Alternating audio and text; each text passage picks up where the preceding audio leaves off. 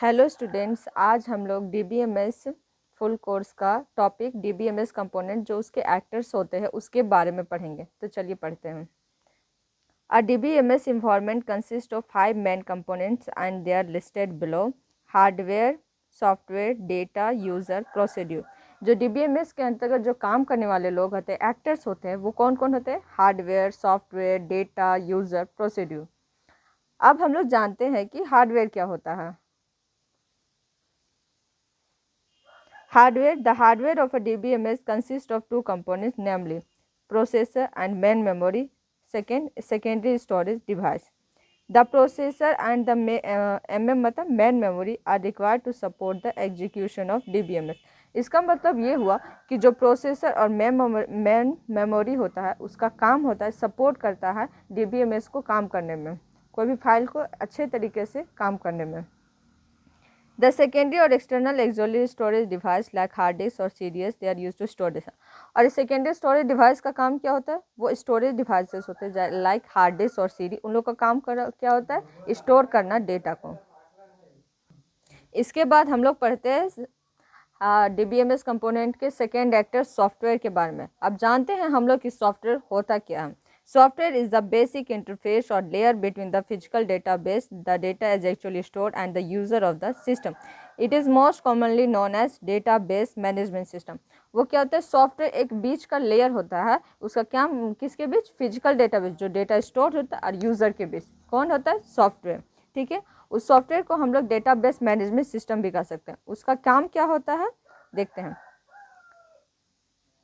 DBMS provides one general function, that is shielding of the database user from complex hardware level details. DBMS का क्या काम होता है? DBMS provide करता है इंफॉर्मेशन यूजर को कॉम्प्लेक्स हार्डवेयर डिटेल्स प्रोवाइड कर, मतलब कॉम्प्लेक्स जितनी भी चीज़ें, किसी भी तरह की चीज़ें, हमें किसी भी चीज़ के बारे में जानकारी प्राप्त करना होगा वो हमें DBMS प्रोवाइड करता है। उसके बाद हम लोग जानते हैं थर्ड एक्टर के बारे में। डीबीएमएस के थर्ड एक्टर डाटा के बारे में।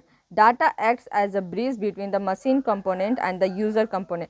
The database contain both the operational data and the meta data, that is data about data. Data जो हमारा होता है वो ब्रिज होता है between the machine component and user component के बीच। और जो डेटाबेस होता है वो कंटेन करता है both the operational data and the meta data. Meta data मतलब डेटा अबाउट डेटा के, दोनों ही को वो कंटेन करता है। आगे देखते हैं। A database should always be design, built and populated for a particular audience for a specific purpose. Database ये सब बनाया क्यों जाता है? ताकि वो किसी पार्टिकुलर ऑडियंस की हेल्प कर सके किसी खास काम को करने में। ठीक है, जैसे कि हम स्टूडेंट्स को हेल्प करते हैं, किसी भी तरह का क्वेश्चन आंसर हम लोग को बनाना हो तो हम लोग गूगल में जाकर टाइप करते हैं, उसके बारे में जानते हैं। This is the example of the data. इसके बाद हम लोग देखते हैं यूज़र। ये हमारा फोर्थ एक्टर होता है किसमें? डीबीएमएस कंपोनेंट्स के अंतर्गत। ठीक है, यूज़र में होता है database user can be classified as follows. जो डेटाबेस यूज़र होते हैं वो 4 तरह के होते हैं। पहला एगिल यूज़र और naive user, second B online user, C application programmer, D DBA. चलिए हम लोग जानते हैं कि नेव यूज़र क्या होते हैं। Name user, those users who need not be aware of the presence of the database system or any other system supporting their uses are called as agile user, name user. Naive user वैसे user होते हैं जो database के बारे में जानते नहीं है, बस वो सुनी हुई चीज़ों पर ध्यान देते हैं। फॉर एग्जांपल के लिए बहुत लोग, आप लोगों ने एटीएम मशीन के बारे में सुना होगा। बहुत लोग जानते हो कि एटीएम मशीन का यूज़ हम लोग पैसे को निकालने में करते हैं। ठीक है, लेकिन एटीएम मशीन का बहुत सारी यूजेज है, जैसे कि पैसे को निकालने में, पैसे को जमा करने में, पैसे को ट्रांसफ़र करने में, हमें अपना बैंक बैलेंस चेक करने में, और इसकी सीक्रेट मिशन में भी यूज़ कर सकते हैं, उसमें मिनी स्टेटमेंट भेजने के लिए। ठीक है, इसके बाद हम लोग पढ़ते हैं बी ऑनलाइन यूज़र के बारे में। Those user who may communicate with the database directly via an online terminal or directly via a user interface and the application program are known as online user. These users of the aware of the presence of the database system, they may have acquired a certain amount of expertise within the limit interaction permitted with a database. इसका मतलब ये हुआ कि online user वैसे users होते हैं जो communicate कर सकते हैं डेटाबेस से डायरेक्टली ऑनलाइन टर्मिनल के through and the application program के बीच। ठीक है,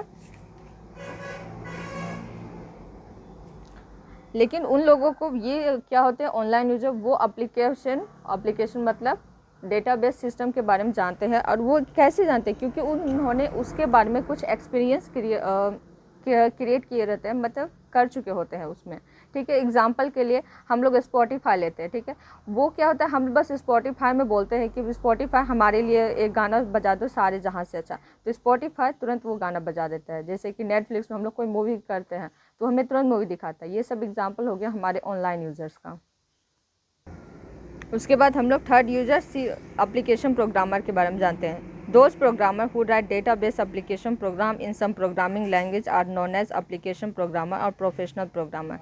जो एप्लीकेशन प्रोग्रामर होते हैं वो क्या होते हैं कि ये ऐसे यूजर होते हैं जो किसी लैंग्वेज के थ्रू मतलब डेटा के साथ कम्युनिकेट करते हैं। ठीक है, जैसे कि एग्जांपल के लिए हम लोग किसी भी लैंग्वेज में, मान लीजिए सी में या पाइथन में कहते हैं, मतलब वहाँ पे इंस्ट्रक्शंस लिखते हैं, उसी के अकॉर्डिंग हमारा जो कंप्यूटर या पीसी होता है वो तुरंत हमें उसका रिजल्ट देता है।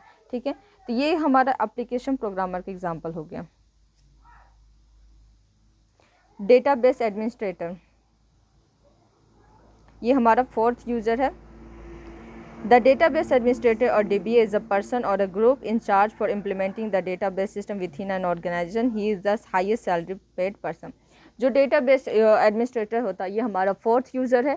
और इसका काम क्या होता है, वो एक पर्सन होता है जो इंचार्ज होता है डेटाबेस का, जो देख रेख करता है कि उसका स्ट्रक्चर कैसे डिज़ाइन होगा और डेटा को सेफ है उसके बारे में ध्यान देता है कि कोई उसका गलत इस्तेमाल ना कर सकें। यही काम होता है हमारा डेटाबेस एडमिनिस्ट्रेटर का। इसके बाद हम लोग देखते हैं फोर्थ प्रोसीड्यूर्स के बारे में। फिफ्थ प्रोसीड्यूर, और ये जो प्रोसीड्यूर है ये फिफ्थ एक्टर है हमारा डीबीएमएस कंपोनेंट का। ठीक है, तो चलिए जानते हैं कि प्रोसीड्यूर होता क्या है।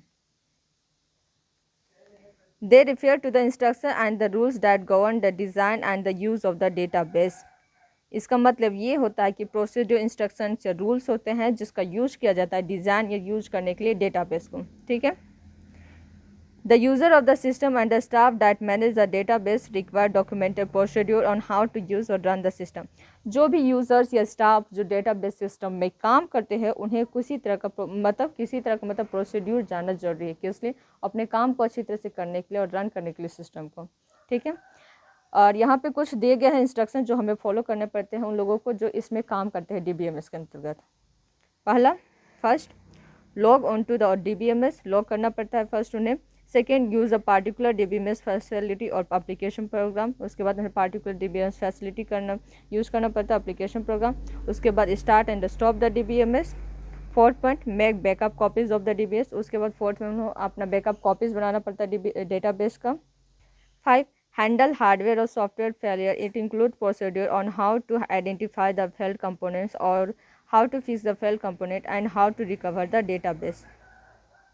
इसका मतलब ये हुआ कि जो डीबीएमएस में स्टाफ या जो लोग यूज़र इसमें काम करते हैं उन्हें ध्यान देना पड़ता है उसके सॉफ्टवेयर हार्डवेयर सॉफ्टवेयर फेलियर को आइडेंटिफाई करना पड़ता है फेल्ड कंपोनेंट को, ताकि और उसको रिकवर करके उन्हें सक्सेस कंपोनेंट में चेंज करना पड़ता है और उन्हें ध्यान देना पड़ता है कि दोबारा ये फेल्ड कंपोनेंट क्रिएट ना हो।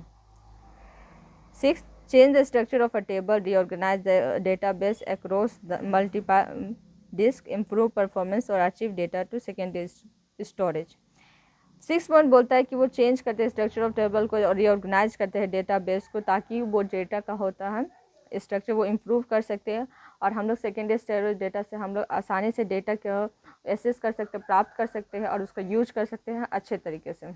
ये हमारे आज हम लोगों ने पढ़ा डीबीएमएस कंपोनेंट्स के बारे में, उसके एक्टर्स के बारे में। अगर आप लोग को इस टॉपिक से रिलेटेड अगर किसी भी तरह का कोई डाउट है, प्रॉब्लम है, तो आप हमें कमेंट्स कीजिएगा। ठीक है, हम आपकी प्रॉब्लम को सॉल्व करेंगे और आपका दिन मंगलमय हो। धन्यवाद।